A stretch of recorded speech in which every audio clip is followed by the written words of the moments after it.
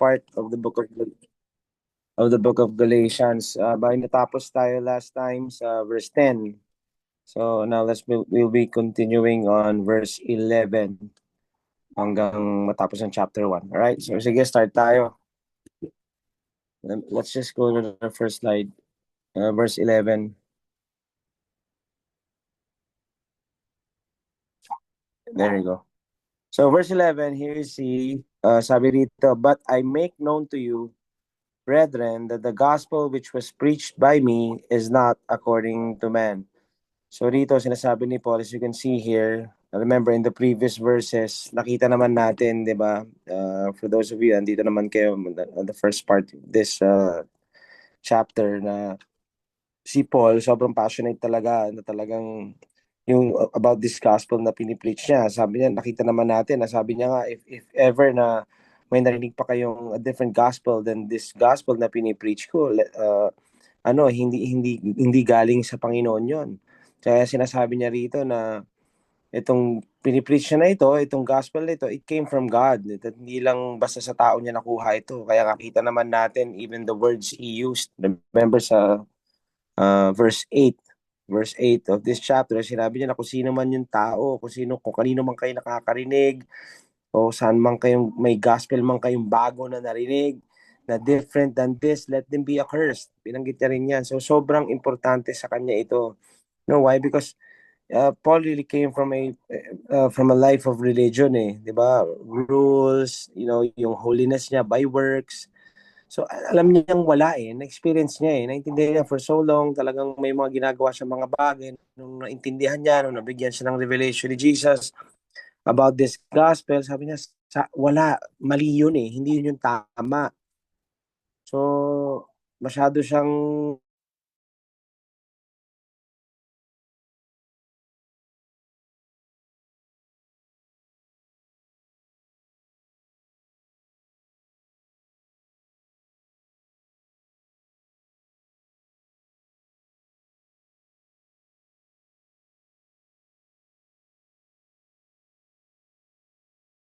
set. So dapat yun na yung ginagawa natin. Yun yung sinasabi niya rito. At saka sinasabi niya rin dito na yun na nga, itong gospel na tinuturo niya, hindi niya lang to basta nakuha sa tao. Itong mga bagay na ito na pinipreach niya, lahat ng sinasabi niya, it was from Jesus. It was revealed to him by Jesus. It's by the truth.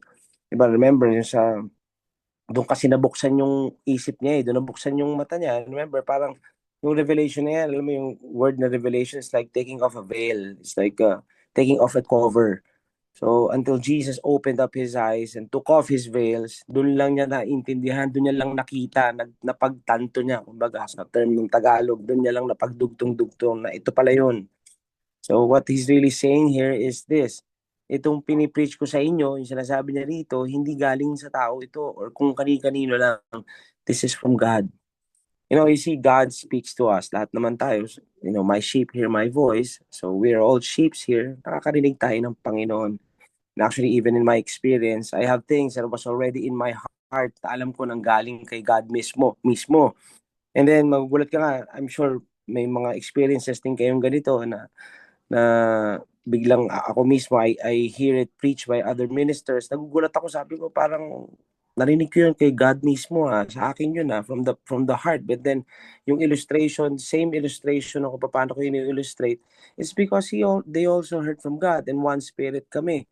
Ano yung ibig ko sabihin? So ngayon, isa ring warning din ito, no? Kasi marami rin up until now yung mga kulto ng mga naglalabasan, pinipilit nila kasi nga actually ito ginagamit nila. Bad si Paul nakarinig sa Panginoon. Ito narinig ko rin to.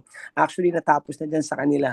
Okay, buo na yung Bible natin. So hindi ka na kailangan gumawa pa ng panibagong gospel. It's already nakalagay din sa Bible yan na you're not supposed to add or subtract from anything in the word. Wala ka na idadagdag diyan, kumpleto na yan.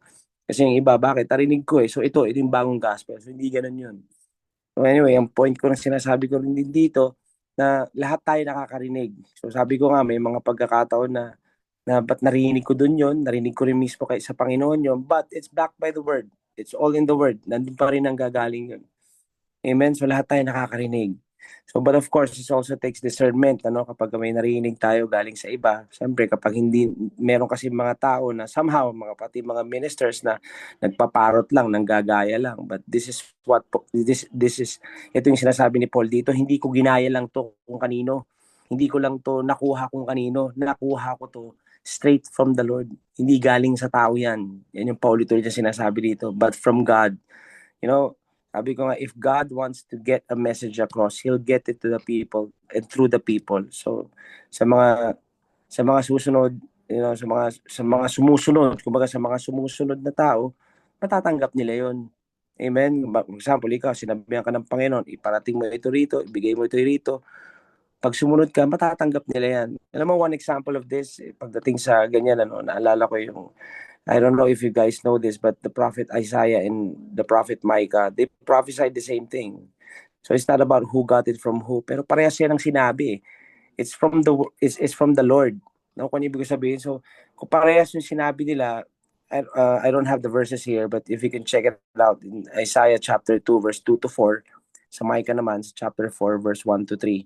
So basically they said the same thing. Wala naman tayong Facebook noon, wala naman tayong mga telepono noon. Well, they were in the same year, naman, yung era naman nila, halos parehas din, pero magkaibang lugar. Pero pareho siya ng sinabi. So, sinasabi ko rito, pag one spirit kayo at merong gustong ibigay na message ang Panginoon, kung sino yung susunod na tumanggap at magbigkas at magpaabot, maibibigay. Nakuha nyo? Kaya nga dito, if someone could put this up sa Isaiah chapter 2, verse 2 to 4, so if you can read this, Micah 4 verse 1 to 3. Parehas na sila ng sinabi. So what I'm saying here, parang dugtong ko lang naman dito, na kapag may sinabi ang Panginoon at sumunod ka, may kailangan kasi, ibig sabihin, pagka ang Panginoon may gustong ipaparating yan sa lahat ng taong pwedeng sumunod. And ito example nito kay Isaiah at kay Micah. So let's go to verse 12. It says here in verse 12, "For I neither received it from man, nor was I taught it." So ito yung sinasabi ko kanina. "But it came through the revelation of Jesus Christ." Hindi galing sa tao, but through the revelation of Jesus Christ. Alam naman natin kung kailan nag-umpisa ito, kung kailan na-reveal kay Paul ito. Nagsimula ito, we all know what happened on the road to Damascus, di ba, sa Acts chapter 9, this was when Jesus really got personal eh. Alam nyo, pagka pupunta natin yung road to Damascus na yan, doon natin makikita talaga, alam nyo, ang Panginoon, pinapersonal niya ang bawat tao, ang bawat na-persecute na tao nang dahil sa kanya. Why? Kasi remember, si Jesus wala naman na nun, pero ang pinapersecute niya is mga Christians. Pero ang sabi ni Jesus kay Saul, bago siya maging Paul, "Why are you persecuting me?" Yun ang tanong niya eh. So this is just an indication na pag nape-persecute tayo, di din gusto ni Jesus yun. So kung may dinadaanan tayo, di din gusto ni Jesus yun. Kasi marami pa rin hanggang ngayon, even mga Christians, ang sinasabi pa rin nila na ang masakit pa nga nito, ang sinasabi nila si Jesus pa nagpe-persecute sa kanila eh. Yung iba, parang Diyos pa nagpe-persecute sa kanila para subukan kung talagang tatagal ka ba, handa ka ba talaga, para sa akin ka ba talaga. Alam mo yung ganoon pa yung ginagawa eh. Hindi eh. Yung persecution, opposition yan eh. Kaaway ang gumagawa niyan, mundo gumagawa niyan, tao gumagawa niyan, hindi ang Panginoong Jesus. At dito pala, nakikita nga natin na nung si Saul, pinapersecute yung mga Christians, pinarasonal ni Jesus yan. Sinabi niya, "Why are you persecuting me?" So, ibig sabihin, kapag napapersecute kayo, may dinadaan na kayo, hindi rin gusto ng Panginoon yan. At ang Panginoon ang magbibigay sa inyo ng lakas. Actually, yung lakas, nandyan na. It's because of the grace.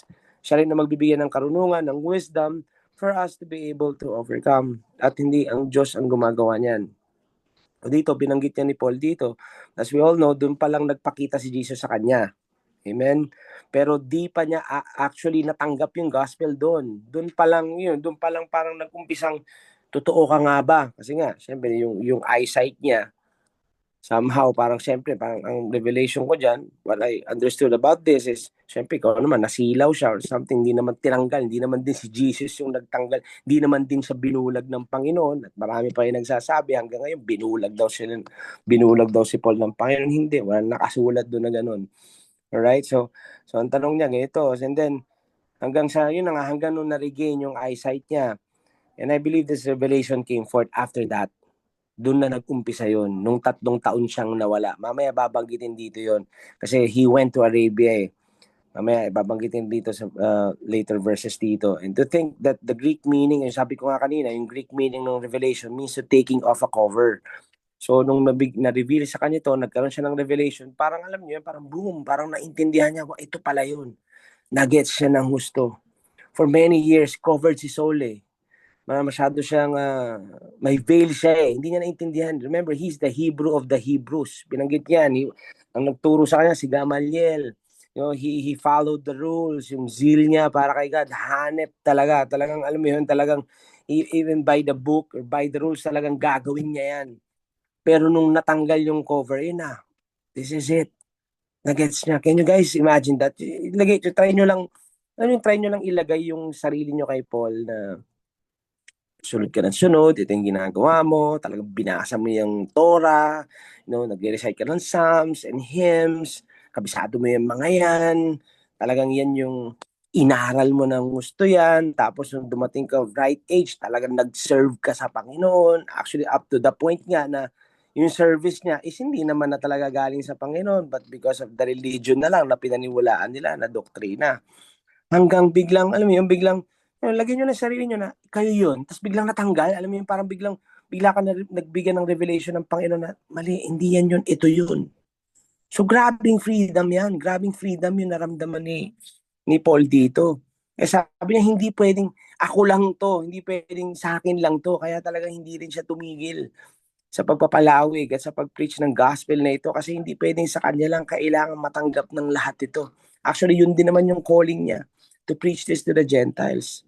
Naintindihan niya na napagdugtong-dugtong niya na, ito pala yun, why Jesus had to die. He knew the Torah. He knew the Old Testament eh. So naintindihan, I'm sure, pagkatapos i-reveal ni Jesus sa kanya, I'm sure lahat yun bumalik kasi it's the Holy Spirit that brings things to remembrance. So lahat ng nabasa niya, lahat ng minemeditate niya noong araw, naintindihan niya, okay, ito pala yun. Siya pala yung tinutukoy ni Isaiah. Siya pala yung tinutukoy ng mga prophets. Siya pala yun. Tawa nyo? Kaya wala na tayong ibang gagawin kundi ilagay yung faith sa Kanya in order for us to receive salvation.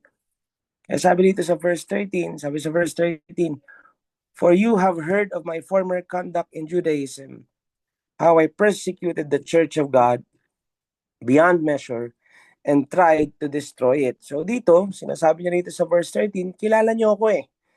Kung di niyo man ako kilala, I'm sure you heard of me. Baga, siyempre, wala namang Facebook at that time, na biglang pag nag-post, ito si Paul, ito yung dating Saul na pumapatay ng mga Kristiyano. Hindi eh. Pero I'm sure by the word of mouth, baka nga iba, hindi naman kilala din yung mukha niya, hindi alam kung ano itsura niya, pero narinig na ito yung Saul. Ito si Saul na naging Paul na nag-preach ng gospel na pinaniniwalaan natin ngayon. So ganun yun eh. So I'm sure may mga nakabalita ng mga tao ng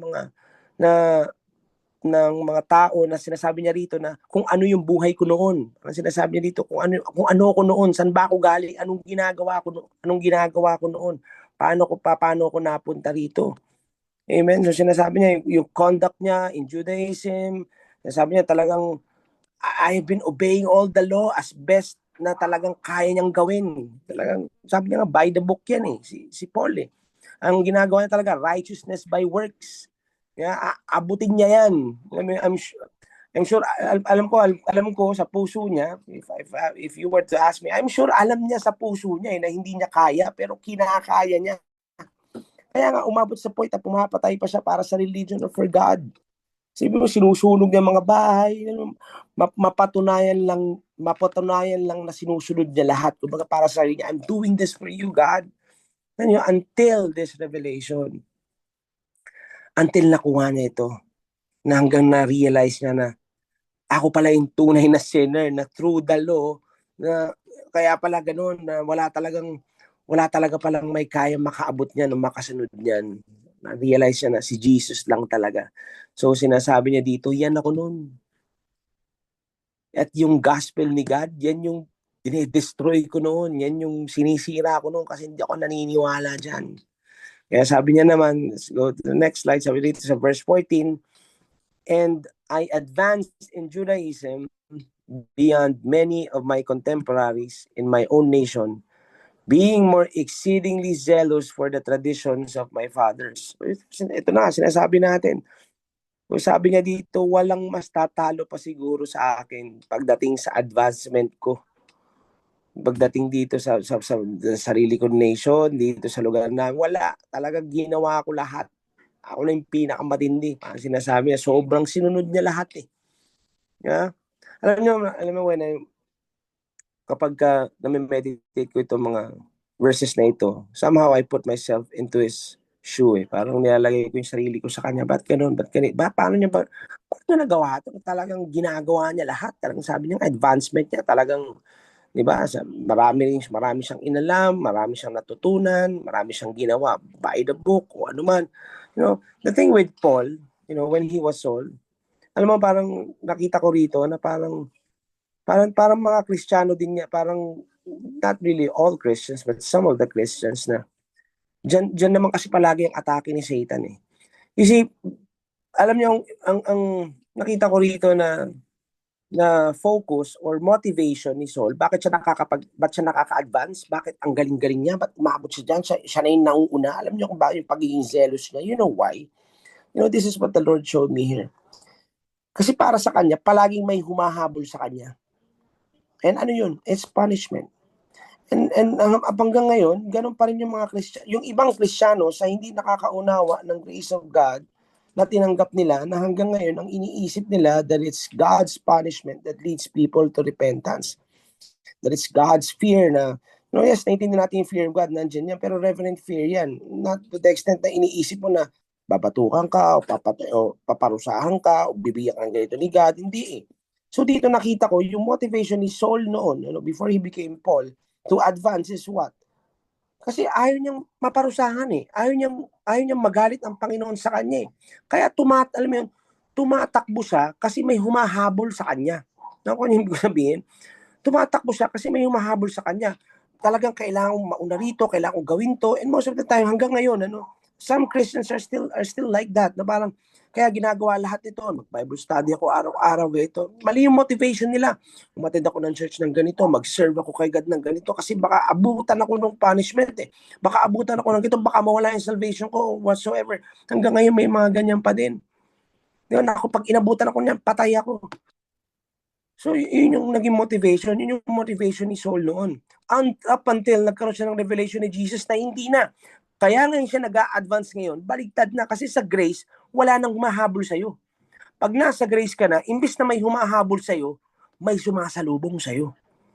Eh, yung pagkakaiba ng law and grace. Sa law, may humahabol sa'yo. Hinahabol ka ng punishment, hinahabol ka ng ganito, hinahabol ka na kailangan mong gawin ito, kailangan mong gawin yan.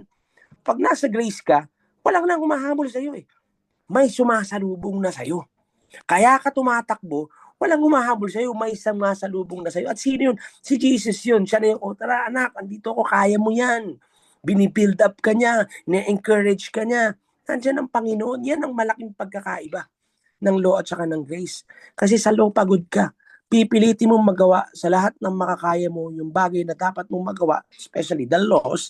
Sa dami ba naman nun? Not just talking about the 10 moral laws, sama mo na yung 613 commands. Just isipin mo yun yung ginagawa ng mga tao back in the Old Testament. Wala pa kakuha niyan eh. James said na magkamali ka sa isa, mali ka sa lahat eh. Nakuha nyo, kaya dito nakikita natin, when you are in grace, sobrang rest eh. You know, remember sa prodigal son, di ba, kita mo naman, ang Panginoon, basta't sinabi mong, I repent, you know, repent ka, renew mo yung mind mo, sa'yo na ako Lord, baguhin ko isip ko, hindi ko nagagawin to, ayoko na nito, sasalubungin ka ng Panginoon eh. Yun yung grace. Yan yung pagkakaiba. Kaya itong si Saul, yun yung just imagine yung, kasi nagawa niya lahat eh. Talagang, I'm sure, yung takot niya sa Diyos noon, sobra. Kaya niya nagagawa yung mga bagay, hindi pwede yan, hindi pwede yan, hindi pwede yan. Bawal to, bawal yan. Kaya nung naintindihan niya, nung nagpakilala si Jesus sa kanya, na ito lang, you have to rest in me. Grace sets you free. It's the truth that sets you free. Na-set free si Paul. At yun ang ginawa niya. He kept preaching this hanggang nung bubuhay siya.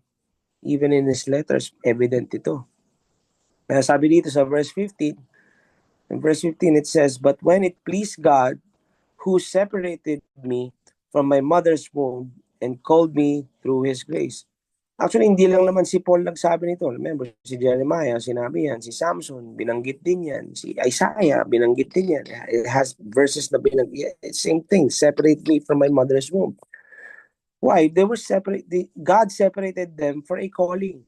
So I believe it's not just for them. It's not even just for Paul. It's all para sa atin din to eh. Lahat naman tayo mga kapatid may calling eh. But until we know Jesus, di natin malalaman yung calling na yan. Amen? Hold on.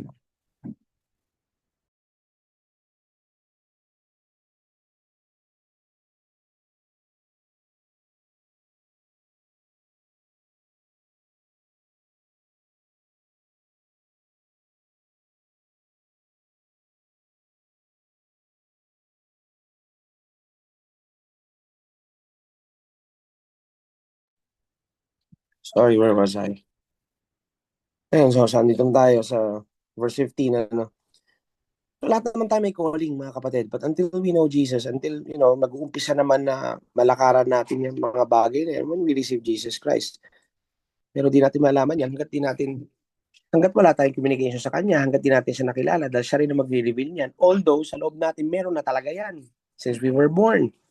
Illustration ko dyan, just like, because we were all made in the image and likeness of God. Just like a glove, yung gloves, di ba? Ang gloves is made in the image of it was made in the image and likeness of a hand.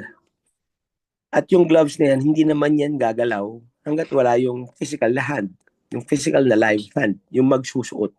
So same thing for us. We were made in the image and likeness of God. But until the Holy Spirit starts to reside in us, di din naman talaga tayo makakagalaw ng tama or sa purpose natin sa buhay. Kaya nga marami dyan, up until now, kung hindi kilala ang Panginoon, they're just going in circles. Maayos naman ang buhay, wala namang problema, okay naman ang lahat. Kaya lang parang may kulang sa kanila. Parang hindi nila nagagawa yung dapat nilang gawin. Why? Because si Jesus wala eh. Hindi nila nakilala. At wala ang banal na Espiritu. Na actually, doon tayo nagagamit ng Panginoon upang mapakilala sa kanila ang Panginoon na tayong nakakakilala. So actually, this is what happened to Paul. When the covers and veil was off, na-reveal sa kanya eh. Kaya ngayon, magagawa ko na. Sabi niya, naintindihan niya na, okay, kaya ko na. May power na, may power na that is living on the inside of me. May buhay. At sino yun? Naintindihan niya. Paano niya nakuha? Kasi naintindihan niya yung Christ in him. Nung tinanggap niya siya. Kaya nga dito sa verse 16, sabi dito, to reveal His Son in me that I might preach Him among the Gentiles. I did not immediately confer with flesh and blood. Sinong nag-gets niya ito, ano sumunod? Ano sumunod sa kanya? Di ba yung purpose? Ano yun?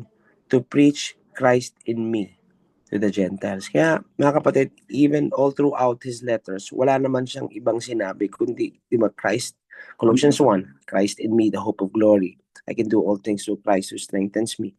Naiintindihan na kailangan maintindihan natin yung grace na tinanggap natin, that it's actually not us who is working anymore o tayong gumagalaw, but actually it's the grace of God that is living on the inside of us. Yun ang kikilos at yun yung naintindihan niya. So sabi niya, kung naintindihan ko to, hindi ko lang pwedeng sa akin lang to, ibibigay ko sa inyo lahat ito. So para nang sa ganun, lahat na makakaintindi, lahat na makakatanggap, mararanasan din ang Panginoon para sa sarili nila. At malalakaran din yung mga purpose nila. At ito yun eh.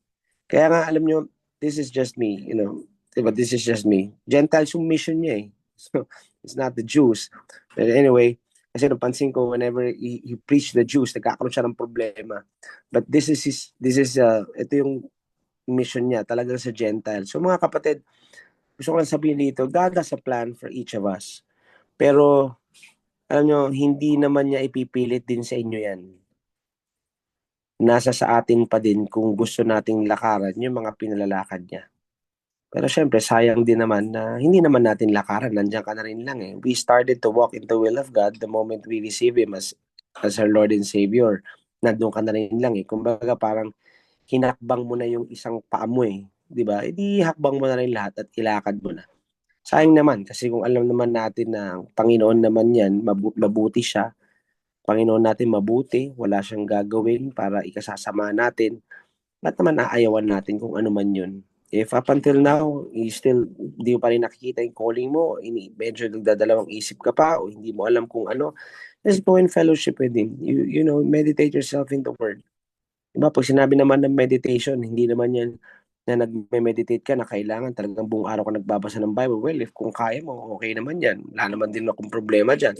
Pero ang importante lang dyan, actually, you just get one verse. Pag i-meditate mo na yung buong araw, kasi alam mo yung verse na yan, it's in your heart, it's in your head. The whole day, yan i-meditate mo until it becomes true in your life. And then magugulat ka, the more you do this every day of your life, hanggang magiging ma-manifest din mas mare-reveal din sa iyo oo nga, ito nga yung kailangan kong gawin, kasi ituturo kayo ng Panginoon kung saan sa mga binabasa mo meron din para diyan sa iyo. Yes, of course there are words that for Isaiah or for Joel or for Joshua, pero meron kang aangkinin diyan na sinulat man sa kanila yan, pero sinulat din yan ng Panginoon sa iyo, binigay inspiration of God yan nasa kanila Amen. So meron ka rin tatanggapin diyan, meron ka rin mababasa dyan na para sa iyo. Kaya nga natin binabasa yan Amen. So actually dito, yung keyword here, dito sa verse, sa verse 16, hindi siya ni-reveal to Paul. Pansinin nyo rito. To reveal His Son in me, that I might preach Him among the Gentiles.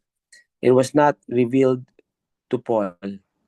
It was revealed in Paul.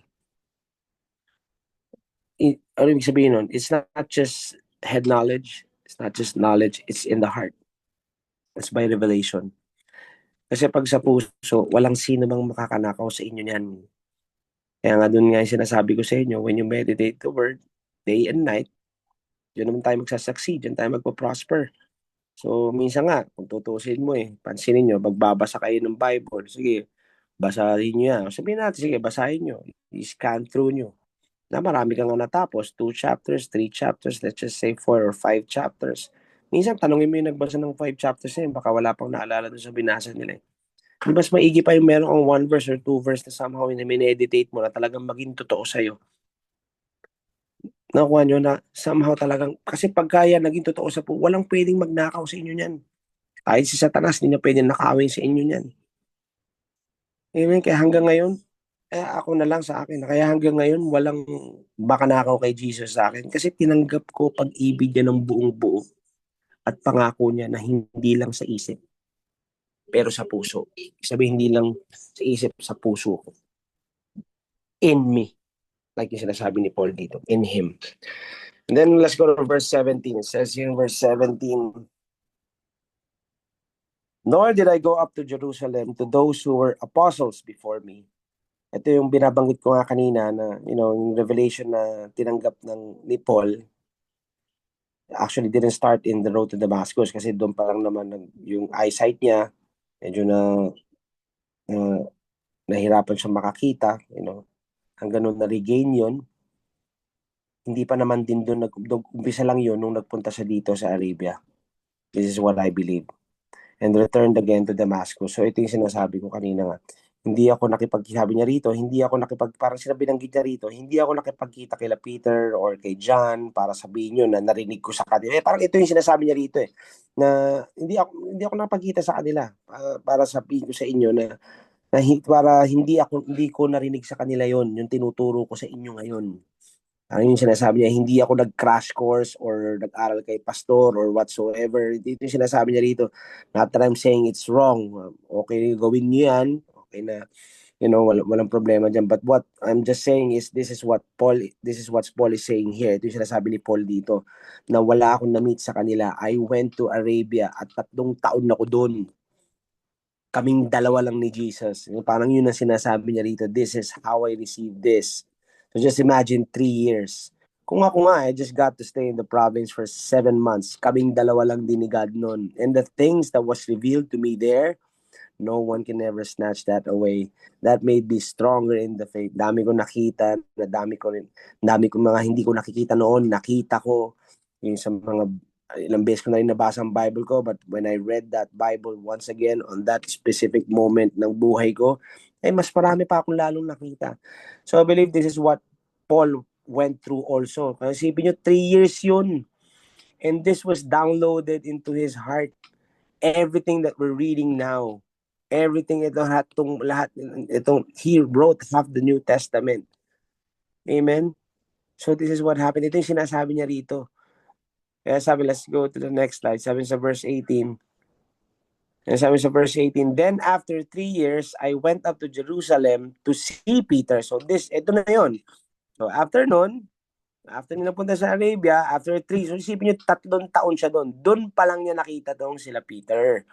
And remained with him only just for 15 days. So yan, sabi niya, 3 years nga. So doon lang siya nakipagkita kila Peter, tapos 15 days lang.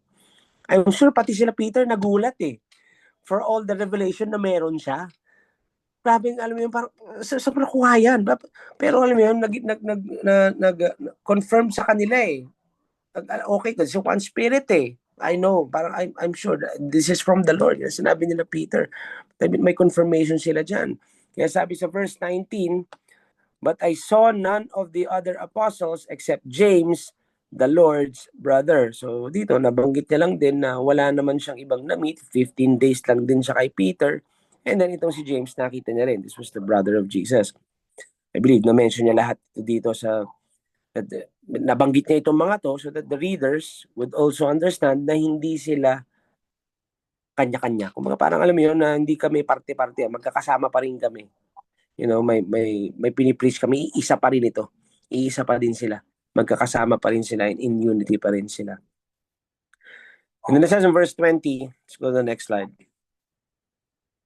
Verse 20, now concerning the things which I write to you, indeed, before God, I do not lie. So ayan, sinabi niya din, everything here, everything you're reading, lahat ng itinuro ko, lahat ng preach ko sa inyo, especially the gospel of grace, the gospel of Jesus Christ, it's not a lie. At hindi ko imbento ito. Kung meron man na puno ng lie, yun yung mga nagpupulyot na mga isip nyo. Parang yun yung sinasabi ni Paul dito. Kasi nga, marami pa rin mga Judaizers na yung iba na naging Kristiyano, tumanggap kay Jesus, pero nagdadagdag na naman kasi sila. Kaya nga all throughout this book, yun ang sinasabi niya huwag na kayo bumalik dyan. Nakaalis na kayo dyan Huwag na kayo maniwala sa mga ganyan na nagdadagdag pa. Well, of course, kasi nga pag tao, parang di nila maintindihan, pwede bang yun na yun? Hindi pwedeng yun na yun, kailangan may gawin ka pa din. Reflex kasi ng tao yan parang response na parang hindi parang flesh na yan na kailangan may gawin pa rin. So yung sinasabi ni Paul na paulit-ulit dito all throughout this book, na hindi nyo na dapat ginagawa yan. Tapos na kayo dyan. Tinanggap nyo na si Jesus Let the grace work in you. Diba? Huwag nung anuhin yung sinasabi ko, I'm not lying. Kung meron mang pag-uusapan na lie dito, yan yung mga ibang nagtuturo sa inyo o kung may naririnig kayo na naririnig sa iba na yung salvation is kailangan pang pagpaguran o kailangan pagtrabahuhan. It's already done. You know, and everything you heard from me, parang sinasabi niya, everything you heard from me, the gospel that I preached, it's from God. And not just from me or not just from men. It's from God. And I do not lie, sabi niya rito. Then it says in verse 21, afterward, I went in the regions of Syria and Cilicia. And then on verse 22, let's go to the next slide. Verse 22, and I was unknown by face to the churches of Judea which were in Christ. So I believe, kaya sabi niya nga rin dito, hindi rin siya masyado nagtagal dun sa church doon. Na baka halos di pa daw siya rin parang, baka nga hindi pa ako namukhaan ng mga yun. Yung sinasabi ko nga sa inyo, maaaring narinig yung mga sinasabi niya, narinig yung preaching niya, narinig yung gospel, which is the gospel of grace. Pero malamang hindi rin naman siya masyadong kilala kasi hindi naman siya nagpapakilala siguro ng gusto na kailangan makita niyo yung mukha ko, di ba? Pero importante na preach niya. So dito binanggit niya lang na hindi naman din siya nagtagal doon at kung nagtagal man siya, hindi man nila ako nakilala ng gusto. But I'm sure the gospel was preached. And then in verse 23, but they were hearing only, ito na nga, sinasabi, parang hindi man nila ako nakita, hindi man nila ako na face to face, pero narinig nila. Even the word hearing here means parang lagi nilang naririnig. It's in the present tense, lagi nilang naririnig. He who formerly persecuted us now preaches the faith which he once tried to destroy. So ibig sabihin patuloy nilang naririnig itong gospel. Why? Because it came from a man who was persecuting them before. Yung nag-preach ng gospel na ito that was from God, itong by grace through faith, ang nag-preach na ito yung dating tumutuligsa sa atin, ito yung dating nagpa-persecute sa atin, pero ngayon kakampi na natin. At ito sinasabi niya nga na hindi na raw dapat tayo nagtitiwala pa doon sa mga sinasabi ng iba na kailangan pagpaguran o kailangan gawin mo ito or through the law pa para matanggap si Jesus or para ma-save. Hindi na. Yung testimony talaga mabigat dyan eh. Turn around kasi siya eh. Kaya blessed na blessed din sila. Kaya mga kapatid, wag yung maliitin yung mga testimonies ninyo. At hindi ko naman sinasabi na pabigatan ng testimony ito. Kaya sabi ko nga sa inyo, madalas din namin sinasabi ni Brother Ron here, is the best preaching o yung pinakamagandang preaching na pwede mong ma-preach is your life. Actually, ito yung nakita nila kay Paul eh. Kaya talagang kitang-kita nila yung turnaround ng buhay niya eh. Hindi naman kailangan katulad namin na maging drug addict ka pa o maging tulak ka pa o maging lasinggero o maging sugarol ka pa para lang magamit ka. Hindi eh. Hindi naman kailangan eh. Testimony nga rin yung alam mo yun, hindi mo na kailangan dumaan dyan sa mga yun, pero natanggap mo si Jesus at natanggap mo yung kapayapaan, natanggap mo yung prospered life nang hindi kailangan umabot dun sa rock bottom. Hindi naman kailangan eh. Amen. Hindi naman kailangan umabot dun eh. Kaya nga, this is what we teach the next generation, especially the kids, the youth, ngayon na hindi na nila kailangan dumaan dun na pagdaanan na eh. Actually, ganun din naman. May Old Testament eh. Kaya nga, hindi mo na nga dapat kailangan daanan pa yung mga yan. Actually, this is what Paul is preaching here. Dinaanan na ng mga Old Testament. Guys, yan eh. Nakita nyo na eh. Nakita na rin natin ng mga ancestors natin, ng mga fathers natin, yung tradition ng fathers natin, nakita na natin eh. Wala naman nakasunod diyan eh. Ito na yun, no? Kaya bumaba si Jesus Christ, kaya siya namatay sa cross. Tatanggapin na lang natin siya. So same thing sa atin, hindi na natin kailangan daanan pa yung mga bagay na nadaanan na ng iba. Amen? Kaya nandyan yan eh. So ngayon, testimony of God's goodness na lang sa buhay natin. Amen? So dito, blessed na blessed yung mga tao. Blessed na blessed yung nakarinig sa Kanya. Kasi patuloy nilang naririnig yun, yung dating nagpa-persecute sa kanila, yung dating nanunog ng mga bahay, dating mapatay ng mga Kristiyano, nagbago. Tapos ngayong pinipreach niya, salita ng Diyos, salita ni Jesus.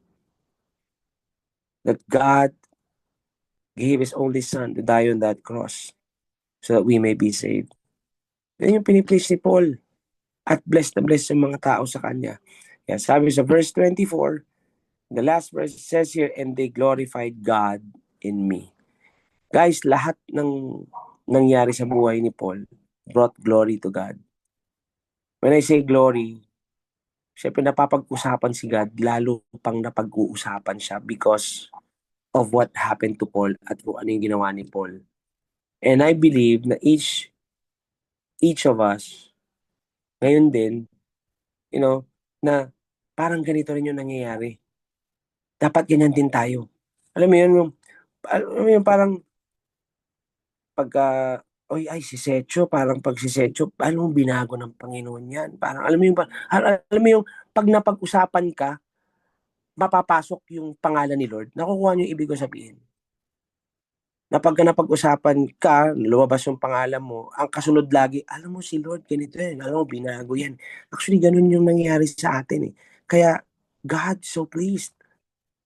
Nag-glorify si God through us, in us. Nakuha niyo po, ibig ko sabihin. Actually, this is just the whole of this isi lang tong second part ng chapter 1. But this is what we need to see here. Sa bawat kinikilos natin, sa bawat ginagawa natin, yung buong pagkatao natin, whenever the people hears of us, pagka narinig tayo, o napapag-usapan tayo, ang kasunod lagi niyan ay isang Panginoon. Why? Kasi nakikita ang Panginoon sa atin. Why? Kasi ang Panginoon nasa loob natin at yun din yung lumalabas. Basically, yun yung sinasabi ng Panginoon dito.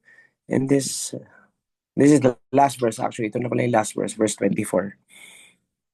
And I believe na, when we glorify God, mas mabigat ang Panginoon sa atin. Ibig sabihin, mas malaki siya sa atin. Ibig sabihin, yes, we have a big God, pero lagi ko nga sinasabi, mas palakihin pa natin at hindi, wag natin palakihin yung ibang sitwasyon o yung hindi magagandang bagay, pero mas malaki dapat ang Panginoon.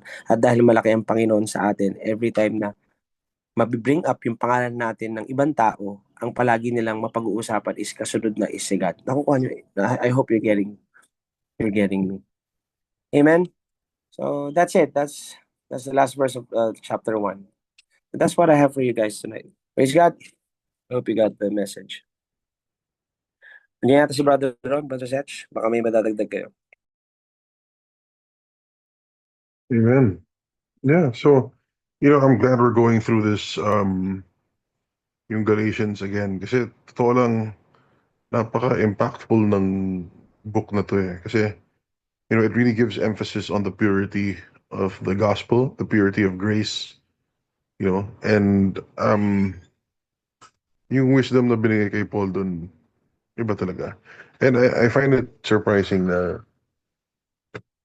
parang, alam niyo ba yung Galatians yung pinakaunang book? Pinakaunang letter na sinulat ni Paul yan eh. So, in terms of chronology, it's the earliest in his walk. Parang 56 AD yata sinulat yan or something like that. So, ibig sabihin nun, yun yung pinaka, although mahaba na yung panahon niya na nag-seek, you know, um, it was still earlier in his ministry that he wrote this. So, yung focus niya, hindi naman nagbago hanggang dulo eh. You know? So, and yung mga issues na hinaharap natin ngayon, it's the same as they were facing back then. And Paul was really, really, really focused on just really grace. Guys, I prayed na itong itong teaching series ito talagang namnamin nyo. And isa puso natin kasi it's so important to stick to grace. Nagkakaproblema kasi pag hinahaluan yung grace eh. Nagkakaproblema talaga when we deviate from God's design, God's word. You know, napakasimple ng grace. The church would get along better if we follow grace.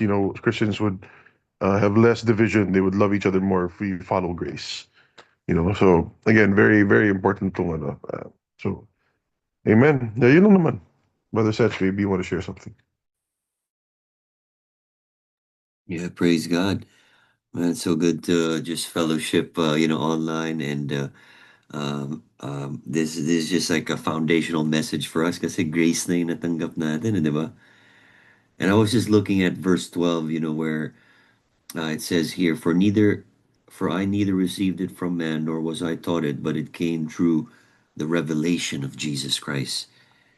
And I think that's the difference, parang, what religion has done. Parang they put Jesus Christ into, inside a box. And parang walang revelation. Like parang they're just stuck there. Alam mo yun, even for most of Christianity, like if you're sorry to say, but if you're a Baptist or, whatever denomination you are, parang they're just stuck there. I remember this, one of our, before, I don't want to mention names, but you know what, like there's this pastor who couldn't even raise his hands because he was raised as a Baptist. And I think that's like, alam mo yun, like walang revelation of who Jesus Christ is. And I think it's so important for us to just, get out of that box where, religion has constrained our image or our perception on who Jesus is. Di ba parang it's become limited. We've limited God or Jesus, in a box. And that's what most doctrines do. I mean, there's so many doctrines that's not from God or from the Bible. It's man-made. And walang revelation of who Jesus, walang progressive revelation. And as I was looking at the word revelation, it's the Greek word apocalypsus. And it's talking about, of course, the end times, right? The right now, we are in the end times, and revelation is continuing to flow in each and every one of us. Just like sabi nga ni Pastor Matt, si Saul, who, di ba, who was Saul before, who is now Paul. he got a revelation of who he is, eh. Yung identity niya. So I think it's so important for us to yung makita natin na there's more to Jesus than this. But there's more to Jesus. We know that he's a healer. Now we know he's a deliverer. He's a provider. He's like there's so many things for us to discover about a revelation, of who Jesus is. So I think the more that we go through this series, the more revelation is to come. So yeah, if you guys have any questions, uh, you can type it on the box or yeah, just unmute yourselves. So yeah, thanks for just giving this message, Pastor Much. It's just revitalizing, just the foundation we have on grace. Grabe, tagal na nun, 56 AD, no? Parang ano, it's it's that's a long time. That's like longer than any other well, I don't know when Hinduism existed first, pero definitely longer than most religions. 56 AD, pero hanggang ngayon, yun pa rin yung problema ng church. Paulit, paulit-ulit lang eh. Hindi nagbabago. Ayaw basahin, no? Nandyan lang, oh. 56 AD pa nakasulat. Hanggang ngayon, ayaw pa rin basahin. Feeling ko bro, Ayun. meron nakatago sa Vatican eh. Ayaw lang ilabas eh. Hanip. Kumpleto na Bible natin. Bahala sila dun. Tinatago yung katotohanan, ano. Para lang may religion. I mean, sorry, fight. Parang bigla akong may naalala yung kinikwento mo kayo na Seth, yung nga, yung parang binanggit mo kanina na andun lang sila, nasa box lang. Naalala ko before, in the old organization sa old church, may mga ministry before, hanggang may nakatabi ako ministry, na sinabi ko, magagamit natin to, ganito, makakatulong kayo sa ganito. Doon lang nila na-realize, kasi sabi na, ano ba yan, buti pala, ganyan, sinabi mo yan, kasi 7 taon na kami nagba-Bible study, wala kaming ginagawa, paulit-ulit lang. Ganito na lang ginagawa namin. Natatawa ko kasi sabi nila, sila mismo nagkakausap, 7 taon na tayo nagtititigan, gawin na natin to. Tsaka yung condemnation eh, parang anyway, hindi ko na ikukwento baka it's like yun nga, like wala nang condemnation nga, di ba? Romans 8. Wala. Pero pag naintindihan nila, talagang yun eh, automatic ang gagawin mo, magkano ka na eh, hahakbang ka na eh. Hahakbang ka na eh. Nakakatuwa kasi nung nangyari yun, tapos sa kabilang no? Pero okay na, tuwan-tuwa sila, nakagalaw sila, nakarating sila, naisama ko sila sa jail, nakakatuwa lang. Pero like di ba, parang na-receive mo na yung grace and everything, pero you'd rather prefer to just parang lean on to something na you're familiar with. Correct. Pero there's so much more. Yeah, well, yun nga, unfortunately, not everyone seeking the same thing. I was sharing that nung Tuesday fellowship na kaya maraming friction din within the body of Christ. Not everyone's looking for Christ. People are more keen on accepting church rather than accepting Christ. And wala kang magagawa kung yun yung hanap nila eh. Yun yung gusto nila. Gusto nila yung familiarity of the organization, the steps, the ganito. Pero yun nga lang eh, parang nakakalungkot lang kasi andyan ka na dapat sa house of God eh. You know? Andyan ka na sa house of God. Kinakanin mo na si God. Diba? Parang labo naman yata nun na. Papasok ka sa house of God pero hindi siya yung gusto mo makilala. Yung mga nakatambay dun sa labas. Diba? So, yeah, we have to remember the whole Bible points to Jesus. Jesus is the Word. Diba? So, siya yung focus dapat natin. Tsaka naalala ko bro, like some people, they received Jesus, yung reason nila kasi natakot sila sa hell. 'Di ba yung gano'n. Oo eh. So, pero yung nakakatakot doon, again, I'm not trying to sow doubt into babait si God. Whoever believes in Jesus, is, yun eh, madali lang yung salvation eh. Pero really, the way evangelism is done and the way the gospel is preached today, people aren't looking for a savior from sin. They're looking for a savior from the consequences of sin. Diba? Kasi kung fear-based yung evangelism mo, then all you're fearful of is the consequence of sin. You are not having reverent fear or respect for the goodness of the Father. Diba? So magkaiba eh. This is how Satan manipulates, even the word, even the written word, to make it come out like something else. Ito yung ibang gospel yun, ibang Jesus yun. Yung tinuturo ng ibang tao. So, let's remember, let's focus. Is the Jesus that we know the Jesus of the Bible? That's why we encourage everyone to read. Kilalanin natin yung Jesus na, paano ko sabihin mo, love mo si God, worship mo si God, na hindi mo kilala. That's why we really encourage everyone to open your Bible, see itong mga pinagtuturo namin, check it for yourself. Diba? I-fact check mo kami, check mo yung verses mo, check mo yung scripture mo. Don't just, listen and accept everything. Test all these scriptures, test all these things. Diba? Ano bang basis namin?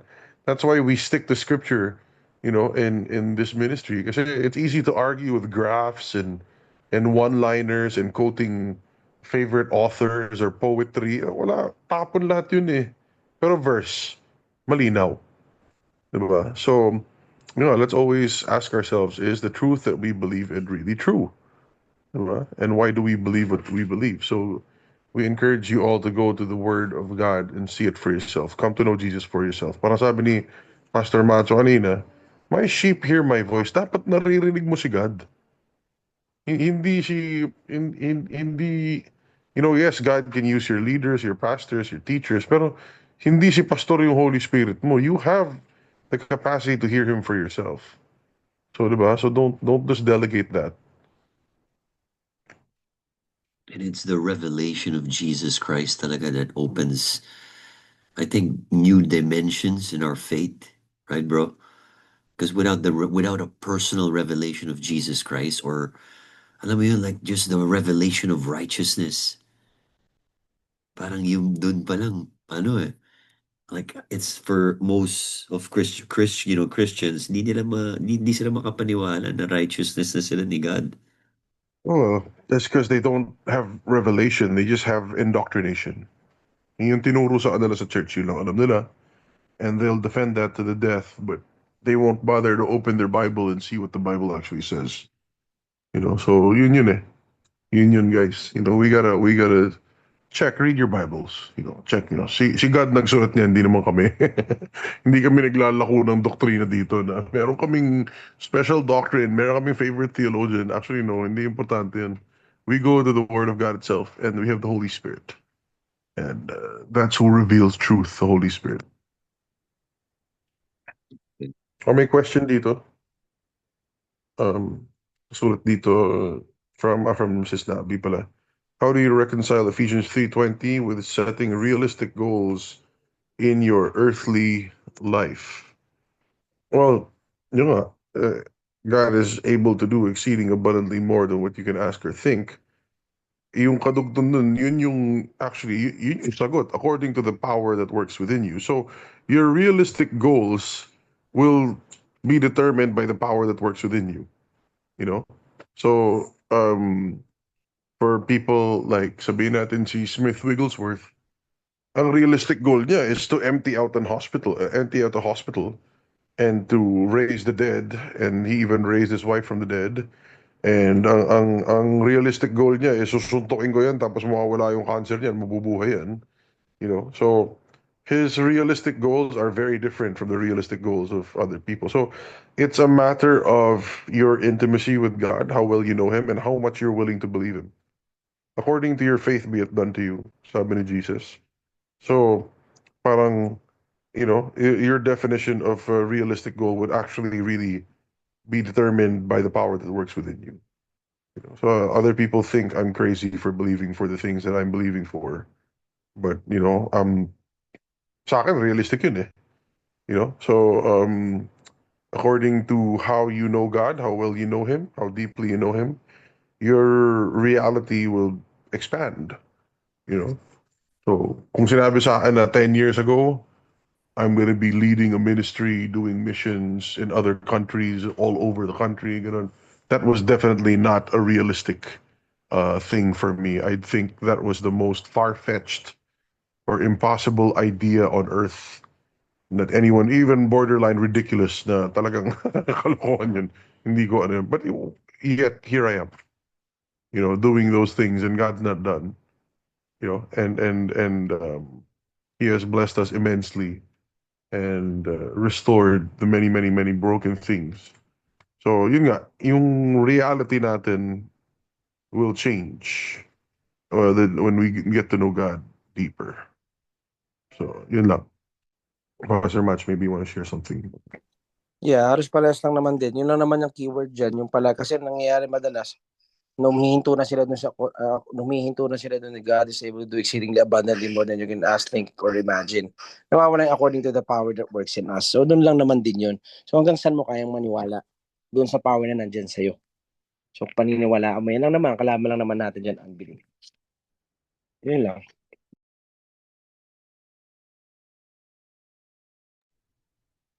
And I thought I'd share this translation in the Passion Translation. It says here, check this out. It says, never doubt God's mighty power to work in you and accomplish all this. Ephesians 3:20. He will achieve infinitely more than your greatest requests, your most unbelievable dream, and exceed your wildest imagination.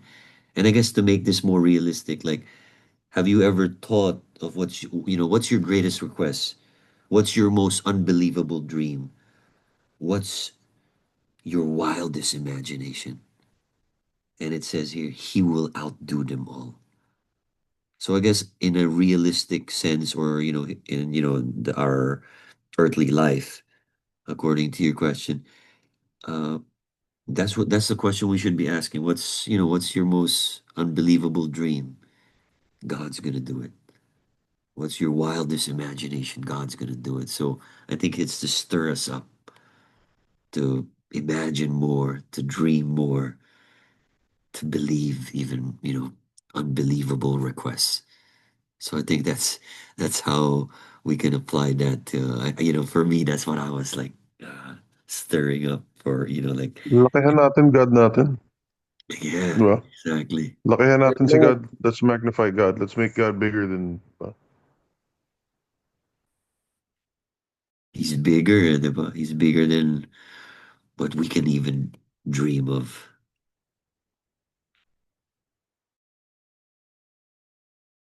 Great question, great discussion, and uh, yeah, brother Ron, you want to invite everybody to the Saturday service Oh, that's yeah, of happening? course. Yeah, of course. Everyone's welcome to join us Saturday. Um, Pastor Macho will be ministering to us again on Saturday. So be sure to be there 6 o'clock at 2 p.m. At the second floor, Ayala Mall, sa 30th, 6 p.m.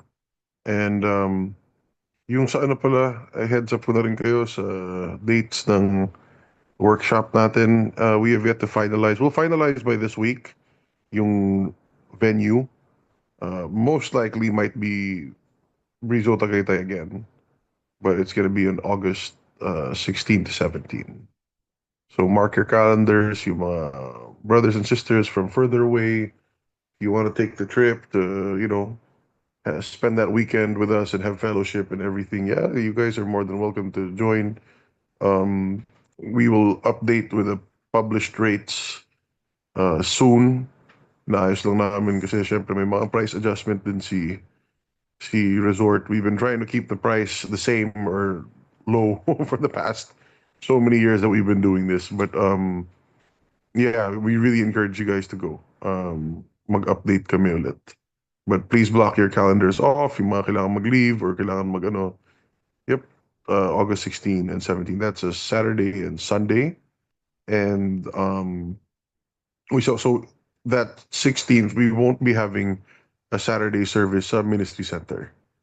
But the Saturday and Sunday services will be there sa venue. So we'll make more announcements soon, but please block off the dates. And yung mga ibang kailangan mag-lead time para mag-set aside ng budget, at least meron tayong mga 2 months to prepare, 2.5 months mahigit to prepare. So yun lang. Thank you.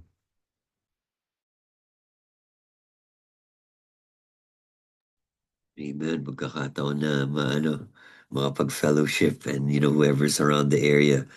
Man, it's gonna be another workshop, another Metanoia workshop. So I'm excited to see yung mga hindi nakakapunta, di ba? Pag makapunta kayo doon, I'm sure you guys are gonna have fun. So I'll mark that down, August 16 to 17. I'm excited to see, maybe, who knows, I might be able to go. I'm believing for you to come home, brother. Yun, no? The Lord will provide. Amen. Amen. Amen. So, should we close in prayer? Go ahead, bro. All right.